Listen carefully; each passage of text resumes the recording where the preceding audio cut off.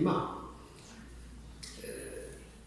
Mais je veux faire quand même mon devoir en présentant cette communication, en remerciant d'abord Cédric qui m'a invité, qui m'a associé à ce beau moment de convivialité et d'intelligence collective. Je crois que sans la convivialité et cette forme d'intelligence, rien d'intéressant ni de durable ne peut se faire. Et avec votre permission, je voudrais dédier cette communication à deux amis.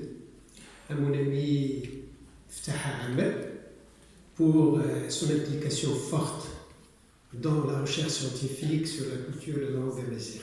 Je te salue, cher ami. Je voudrais également la dédier à mon ami Khalid Zikri pour le travail passionnant qu'il mène depuis pas mal d'années sur les modernités, sur les frontières, sur les transitions. Et je salue l'apparition de son dernier livre, Modernité arabe.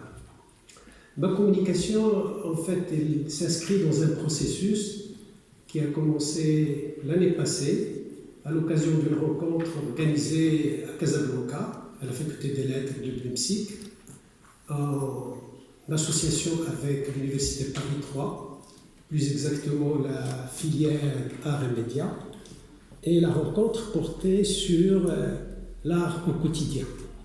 À cette occasion, j'avais présenté une communication sur l'art et l'engagement à partir du travail que certains d'entre vous connaissent certainement, le travail du grand peintre disparu il y a quelques années, Mohamed Qassimi. Et cette année, en mars, à Paris, on s'est retrouvés autour d'un autre thème, l'art, l'individu et la société. Et c'était pour moi l'occasion de réfléchir sur l'artiste photographe au Maroc. Que peut-il faire aujourd'hui alors que nous assistons bien évidemment à ce déferlement d'utilisation du numérique et de la photo numérique par le smartphone. L'artiste a-t-il encore une place? Quel regard porte-t-il sur l'individu? Quelle approche a-t-il de notre société? Et tout dernièrement, j'ai eu une rencontre à la faculté des lettres, des sciences de Darmaraz, avec des Canadiens et des étudiants marocains, auxquels j'ai déjà un petit peu amorcé cette réflexion sur le rapport patrimoine et défi du numérique. L'objet de cette intervention est construit autour d'une question qui me paraît capitale. Face aux mutations de plus en plus violentes et imprévisibles que connaît le monde aujourd'hui, la culture peut-elle jouer un quelconque rôle salvateur pour l'homme et la consolidation des valeurs de l'humain? C'est la question qui a été soulevée par notre ami Ahmed Riyad. Si c'est bien le cas, comment conserver la culture? Comment conserver le patrimoine? Comment le promouvoir et le transmettre et en faire effectivement un objet de partage par-delà les frontières? Toutes ces questions me semblent d'autant plus légitimes que la culture ne cesse de subir aujourd'hui l'influence forte de l'informatisation de la société et des cyberespaces. Afin d'essayer d'y voir plus clair, je me limiterai à l'exemple de l'art et de l'artisanat, et ce pour deux raisons tout au moins. 1. D'une part, parce qu'ils me paraissent, art et artisanat, constituer deux composantes importantes de toute culture. 2. Parce que l'art et l'artisanat sont confrontés sans doute plus que d'autres domaines de la culture au défi de l'innovation par le numérique et le technologique. Certes, on peut penser que l'art et l'artisanat bénéficient d'atouts intrinsèques de résilience, étant donné qu'ils ont pour lieu d'ancrage l'environnement socio-culturel. On ne crée pas à partir de rien. Dans lequel artistes et artisans puisent l'inspiration nécessaire à leur travail et à leur talent. Mais on ne peut ignorer que cet environnement socioculturel ne cesse d'être mu par sa propre force de changement. D'autant plus que le virtuel tend à y occuper une place de plus en plus grandissante, si bien que l'on ne peut, d'une certaine manière, ne pas poser la question du rapport de l'art et de l'artisanat à l'environnement socioculturel sans s'interroger sur leur positionnement par rapport à ce qu'on appelle la réalité virtuelle ou le réel augmenté. J'ouvre ici une parenthèse pour rappeler que le virtuel, selon la définition qu'en donne Jolivald Bernard dans son livre La réalité virtuelle, est le produit de l'informatique, de l'optique et de la robotique. La méthodologie résultant de cet outil vise, dit-il, à ajouter un espace qui se superpose au réel sans interférer avec lui. Il en résulte, fin de citation, il en résulte que la réalité virtuelle est au sens étymologique du terme utopique. Un non-lieu, elle propose un voyage dans nulle part. Ce qui nous amène à nous interroger sur les apports et les limites ou les risques de l'outil numérique dans la promotion de nouvelles productions ou de production, tout simplement du patrimoine, pour ce qui me concerne ici, dans le domaine de l'art et de l'artisanat. Il est même urgent, à mon avis, à partir de, d'ailleurs, le lieu s'y prête, Fès, ville traditionnelle, Fès de culture et de patrimoine, de poser cette question, car l'on doit être conscient que le numérique est en train de conduire l'humanité vers une remise en question fondamentale de ce qu'on appelle le principe même de réalité. Bien plus, il est en train de modifier, le numérique, notre rapport au réel et du même que notre regard sur nos cultures. On ne peut en effet être indifférent à un tel phénomène alors que les productions par toutes sortes de modélisations abstraites, d'ordre algorithmique et mathématique, tendent à se substituer au handmade. Et l'homme est en train de passer en effet d'une logique de création qui a l'environnement socioculturel et l'imaginaire collectif pour socle épistémique de création et de référence à une logique qui puise sa référentialité au-delà du réel des apparences et des cadres perceptuels traditionnels. De cette logique, c'est-à-dire la dernière, naissent des images, des objets et des formes symboliques et culturelles qui simulent non pas ce qui existe, mais ce qui pourrait advenir, c'est-à-dire le virtuel. Ainsi pourrait-on dire que ce que l'on produit selon la première logique n'est pas de l'ordre de l'X nihilo, quand on crée à partir d'un référentiel culturel, socioculturel, à partir d'un ancrage, d'une mémoire, d'un imaginaire social. Bien au contraire, il s'inscrit dans une tradition et dans une généalogie d'appartenance. Il importe sans doute de rappeler dans ce contexte que ce n'est pas la première fois, de toute façon, que la culture et la technique est posée par rapport à l'apport du numérique. Le débat qu'avait soulevé le livre de Walter Benjamin, publié de façon posthume dans les années 50, sur l'œuvre d'art à l'ère de sa reproduction mécanisée, reste encore présent dans les esprits. Dans ce livre, on apprend Walter Benjamin que la reproductibilité génère une nouvelle forme d'art qui permet son accessibilité pour le percepteur, comme c'est le cas pour les sérigraphies par exemple, les lithographies. Mais est-il encore possible de tenir le même raisonnement aujourd'hui pour une œuvre numérique ou cybernétique, dont la principale caractéristique est d'être fondée sur l'absence de l'origine, l'absence de référentialité dans l'imaginaire social collectif, la négation même de toute relation d'appartenance. En d'autres termes, le problème avec le produit numérique est qu'il rend son origine indécidable. Il n'y a pas d'origine, il n'y a pas de référentialité. C'est le logarithme. Car, étant le résultat d'un processus de collaboration complexe entre programmateurs, ingénieurs et designers graphiques, le produit numérique devient le support d'une réalité autre, qui n'est pas la représentation de notre réalité physique.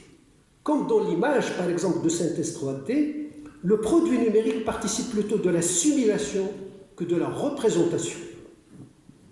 Essayons d'aller un peu plus loin ou plus en avant afin de mieux comprendre la problématique ici soulevée avec vous. Le point de départ de ma réflexion, je l'emprunte à l'un des ouvrages de l'écrivain marocain Khatibi. Ce n'est pas par hasard que si Mohamed Felsi, mon ami, tout à l'heure a fait allusion à cette relation, que nous avons un certain nombre d'hommes de culture, par le journaliste ici présent avec nous, c'est Khalid, également tous les amis linguistes ou littéraires, Sidris, Khatibi. Le point de départ, donc, je l'emprunte à Khatibi qui dit ceci: il faudrait regarder un beau tapis comme on lit une page d'Aristote, c'est-à-dire avec la même force d'attention. Fin de citation. Que faut-il entendre au juste par là? En quoi un tapis un mazir, un tapis du Jbala, du Nord, peut-il être considéré comme étant aussi profond et complexe que peut l'être la pensée d'un philosophe? Comment un tapis ou une poterie ou tout autre objet d'artisanat peut-il être méritoire d'un même investissement d'intelligibilité et lui reconnaître la capacité de suggérer les valeurs et la sensibilité de toute une société dans sa double réalité, visible et invisible? À la lumière de ces questions, c'est en fait le rapport, comme vous le savez, souvent sujet à controverse dans les pays en voie de développement entre culture savante et artisanat populaire qui est posé. On sait que cette distinction est d'origine platonicienne et qu'elle était fondée sur le discrédit jeté sur le travail manuel des esclaves. Le XVIIIe siècle, consacrant la division des métiers selon la dichotomie noble-non noble, a accentué encore davantage l'opposition entre les deux domaines. Ainsi, si la culture savante est toujours auréolée d'un prestige exalté, l'artisanat est regardé sans autre intérêt que celui qui est relatif à l'aspect utilitaire et décoratif qu'il incarne, car considéré comme étant le produit d'une tradition ritualisée, héritée de génération en génération sans velléité de changement et encore moins d'innovation. Il convient cependant de reconnaître, il faut quand même essayer d'être juste, grâce que ce regard commence à changer, que cette réalisation commence aujourd'hui à être remise en question, grâce notamment à la démocratisation du savoir, toute relative ou aléatoire qu'elle soit, et grâce aussi à l'engagement des artistes, les peintres, les cinéastes, etc., qui se sont impliqués, bien évidemment, depuis pas mal d'années au Maroc, dans la valorisation de l'artisanat. Ils en ont fait une interface de création. Et du même coup, ils ont suscité un engouement remarquable pour ces styles et ces techniques, ces objets somptueux et ces métiers qui n'ont jamais fini de livrer la richesse et la diversité de leurs secrets. Ainsi que le soutien, la critique d'art Tony Marini, à laquelle je rends hommage ici, ce sont en effet les artistes qui ont donné à l'artisanat marocain ces nouvelles lettres de noblesse en le remettant au goût du jour. Elle dit à ce propos ceci: il ne s'agit pas de recopier cet art populaire pour un artiste marocain traditionnel, mais de s'en inspirer formellement et mécaniquement. Leur rapport réciproque se situe en profondeur. Ils localisent un esprit et des constantes collectives et ils épuisent une force plastique intronisée, intériorisée. Je serais même tenté de dire, suite à Tony Marini, que beaucoup de peintres marocains se sont forgés leur modernité au contact de ce fructueux rapport avec l'artisanat. Je pourrais citer, sous le contrôle de notre ami Tarb Jloun, Charqawi, Belkahia, Gherbawi, Chaibia, Miloudi, Iken et d'autres. Car il faut se garder d'oublier que les artisans sont eux aussi soucieux de raffinement et d'émerveillement, chose qu'on oublie souvent malheureusement, au même titre que les artistes. Un écrivain de la première heure des années 50, Ahmed Sfrewi, dit ceci, dans ce sens: sous la main de l'artisan, les murs se couvrent de rosaces. Bon, il n'y a pas de rosaces ici. De rosaces, d'arbres magiques, de soleil éblouissant, comme dans les contes de notre ami Halima. De soleil éblouissant, la surface devient un univers ivre de couleurs. Faute de pouvoir présenter ici un examen détaillé des travaux de peintres mettant en évidence, je citerai quelques exemples de ce rapport entre artistes et artisans à partir de 3 paradigmes qui illustrent, à mon avis, cette interaction, cette interactivité entre artisans et peintres. Je relève d'abord le premier paradigme, sans aucune hiérarchie, bien évidemment, le paradigme du signe scriptural. Je fais allusion ici à Hariri, son travail sur la calligraphie, à Mehdi Qutbi, son travail sur la lettre, qui n'hésitent pas dans leur tableau à casser la ligne horizontale de l'écriture arabe, à brouiller toute possibilité de signification, à élaborer des calligrammes ou des monogrammes, étonnant aux signes vocaliques et points diacritiques participent de l'accentuation de leur illisibilité. Il n'y a pas de sens. C'est comme s'ils voulaient s'inspirer de la calligraphie classique pour s'en libérer afin de souligner la dimension esthétique de leur travail, voire sa gratuité, en donnant forme à l'insignifiance. Le deuxième paradigme est que j'appellerais le signe architectural. Là, je pars sous le contrôle de mon ami Metalsi, construite par référence à l'architecture patrimoniale, notamment celle de Médina, et l'œuvre de Fouad Billami ou d'Ous Frbaoui, par exemple, s'applique à convoquer de façon suggestive murs, zilliges, arches, voûtes et niches de la Médina de Fès pour aussitôt en effacer les éléments saillants pour mettre en évidence plutôt la trace d'une mémoire évanouie que le signe d'une réalité vivace. Le troisième paradigme est celui du signe objectal, ce que j'appellerais le signe objectal, qu'on retrouve par exemple dans le travail de beaucoup de peintres qui travaillent par exemple comme chez Boujmaoui sur le verre de la vie, Kas Hayati, ou des travaux par exemple qui essaient de nous donner à voir de façon figurale des poteries, des éléments de notre patrimoine traditionnel, mais qui est constitutif de codes, de motifs, de symboles, etc., et de broderies. Donc voilà quelques éléments à partir de ces trois paradigmes qui montrent qu'effectivement que l'artiste marocain s'inspire beaucoup de l'artisanat et il la valorise bien évidemment dans ce sens. Ce passionnant travail d'interactivité fertile entre art et artisanat montre à quel point la création peut être riche de signification humaine quand elle prend pour ancrage l'environnement socio-culturel et son imaginaire le plus profond. Mais le problème, évidemment, aujourd'hui, est comment perpétuer ce patrimoine. Là, on retrouve la question du numérique, la question de la technologie. Et du même coup, comment préserver la diversité culturelle qui fait la richesse de l'homme à travers le monde. Question d'autant plus pressante que le recours au numérique et aux nouvelles technologies dans la création culturelle gagne encore et encore plus de terrain aujourd'hui. Le phénomène s'est imposé, comme vous le savez très bien, depuis les années 80 aux États-Unis, avec ce qu'on appelle les makers, c'est-à-dire ces passionnés de l'artisanat, mais qui essaient d'en faire à partir, évidemment, de logarithmes, de techniques informatiques. Le Maroc, qu'on croyait éloigné de ce phénomène, a vu dès la fin des années 90 une tendance quasi identique. Aujourd'hui, nous utilisons les nouvelles technologies pour innover, pour réinventer notre artisanat et notre patrimoine.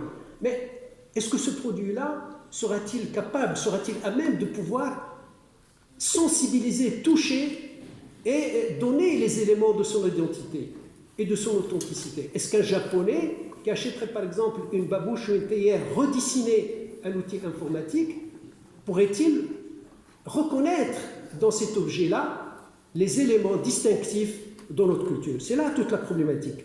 On témoigne, comme j'ai dit, il y a beaucoup maintenant d'entreprises, faute de temps, je vais passer sur ça, mais beaucoup de designers marocains qui travaillent dans l'artisanat s'orientent vers l'utilisation des nouvelles technologies pour essayer d'innover dans ce domaine. L'émergence de telles expériences est tout à fait compréhensible, car il faudra bien admettre que les interactions entre art et technologie numérique ont atteint aujourd'hui de telles avancées qu'aucune société, aussi forte que puisse être le degré de son repli sur elle-même et sur son identité, ne saurait y être imperméable. Comment pourrait-elle faire autrement alors que nous voyons s'affirmer de plus en plus toutes sortes de mouvements artistiques à vocation numérique à travers le monde, en Allemagne, en Europe de façon générale, en Amérique du Sud, etc. On témoigne l'audience que connaissent notamment l'art conceptuel, l'art interactif, l'art génératif, le cyber-art, l'art immersif et d'autres performances encore qui ont fait émerger une autre conception de l'artiste où ce n'est plus l'individu qui prime, mais le groupe, où ce n'est plus la référence à un modèle historique, donc qui réfère à un ancrage, à une mémoire, à un patrimoine, qui est mis en avant, mais plutôt le simulacre, la simulation. Ce phénomène d'ouverture de notre société sur les nouvelles technologies nous interpelle donc à plus d'un titre. Surtout quand nous assistons à un accroissement de son impact sur les jeunes dans notre pays, lesquels manifestent un fort enthousiasme pour toute forme d'innovation, leur offrant diverses possibilités d'aller à la découverte, de découverte en découverte.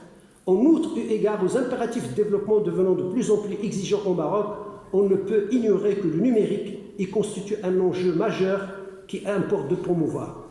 Tout cela nous impose donc de nous interroger, et sur cela je vais bientôt finir, de nous interroger sur ce que doit être la culture aujourd'hui. Dans nos sociétés, surtout sur le rôle qu'elle a à jouer au croisement de la tradition et de la modernité, au croisement de la mémoire, et bien évidemment, et du numérique, et qu'elle se dessine et telle qu'elle se dessine sous l'effet des nouvelles technologies. Voilà, je conclus. On conviendra que la réponse à cette question n'est guère une mince affaire, parce que c'est problématique pour toutes les sociétés aujourd'hui.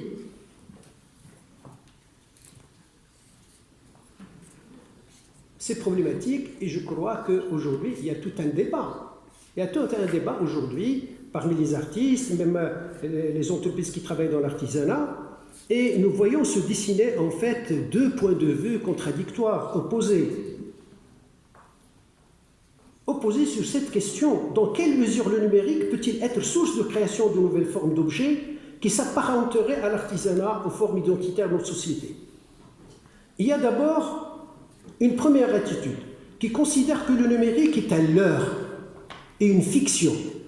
Aussi estime-t-il par attachement et fidélité à l'authenticité que l'artisanat doit être maintenu à l'abri de la science, dans ses formes et ses codes d'apprentissage et de transmission, car il fait rappel, c'est le condamner à la dénaturation et partant à la disqualification.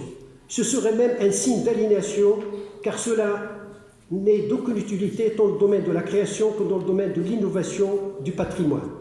Rien ne remplace à leurs yeux le handmade, le travail direct qui donne la juste mesure de la qualité et de la fiabilité à chaque acte de création. D'où le rejet de tout ce qui peut être produit par les nouvelles technologies et bien évidemment par le numérique. Il y a l'autre attitude, contrairement à cet avis-là, qui croit en l'originalité de l'apport du numérique, de l'apport des nouvelles technologies. Il n'est pour eux ni l'expression, parce qu'il apporte autre chose. C'est une autre forme d'imaginaire. Mais l'enseignement que l'on peut retenir aujourd'hui de ces deux attitudes, c'est qu'elles sont révélatrices de la nécessité d'engager une réelle réflexion sur la question de l'innovation. Et notre société, la marocaine, est très interpellée par la question de l'innovation. Nous sommes tenus d'innover parce qu'il y a tellement de défis sur le plan géostratégique, il y a une telle compétitivité sur le plan mondial que le Maroc, s'il a intérêt à avoir une place dans la création du futur, doit se mettre au diapason de tous ces défis-là liés à la nouvelle technologie. Aussi, est-il important lorsqu'il s'agit d'innovation dans le domaine du patrimoine? Il faut être conscient cependant d'un certain nombre de questions et qu'il ne s'agit pas de refouler. A-t-on les moyens, bien évidemment? Dans quel cadre et comment? Sous quel format peut-on effectivement utiliser à bon escient les nouvelles technologies? Mais ce qui est important, c'est que ce basculement vers les nouvelles technologies, comme le dit si bien Christine Bussy-Glucksmann, la philosophe, qui a travaillé beaucoup sur des peintres marocains et qui a eu l'occasion de réfléchir sur cette question du numérique par rapport à l'art de façon générale, il dit ceci qui me semble très important. Il faut voir dans l'utilisation du numérique une espèce de construction à la frontière de la représentation et du programme, comme une immersion dans une pluralité de mondes simulés qui se superposent, s'altèrent et s'entre-expriment. Le numérique, dit-elle, a été décisif dans l'ampleur prise par cette esthétique qui ont permis notamment de substituer à l'identité racine. Parce que ce qu'il faut craindre aussi, c'est qu'on reste focalisé sur l'idée de l'identité racine, alors que le numérique permet l'émergence vers une autre identité qu'elle appelle l'identité rhizomatique, l'identité rhizome, le métissage, c'est-à-dire en somme une réalité discontinue, fragmentée, archipélique, modulaire, plurielle. Notre réalité qui est riche au plan de sa diversité culturelle, régionale et nationale est tout indiquée pour le développement d'une telle esthétique qui n'abolit jamais ses bases dans sa quête du renouveau. Cependant, bien évidemment, là je reviendrai à l'exigence formulée par Khatibi. Si l'on veut aller effectivement vers ce pas, et là je vais vraiment terminer, vers ce pas, voilà, je n'ai pas le choix de toute façon, sinon je vais être interrompu. Disons-le, si l'on veut aller vers cela, la réponse ne peut être apportée, à mon avis, par chaque société, pas uniquement la nôtre, que si l'on garde à l'esprit cette exigence formulée par Khatibi. La seule exigence qui sera la nôtre, à mon avis, en ce qui concerne la promotion du patrimoine et de notre culture pour qu'il soit effectivement un vecteur, une forme de passerelle entre nos différentes sociétés, c'est qu'il puisse, ce patrimoine-là, aboutir à la production d'œuvres par le moyen du numérique ou autre chose, à la production d'œuvres d'art, comme disait mon collègue, d'œuvres de l'art. J'ai bien aimé cette distinction, aboutir à cette forme de production dont la lecture, d'œuvres d'art dont la lecture sera aussi digne de vigilance et d'attention qu'une page de philosophe d'Aristote. Merci.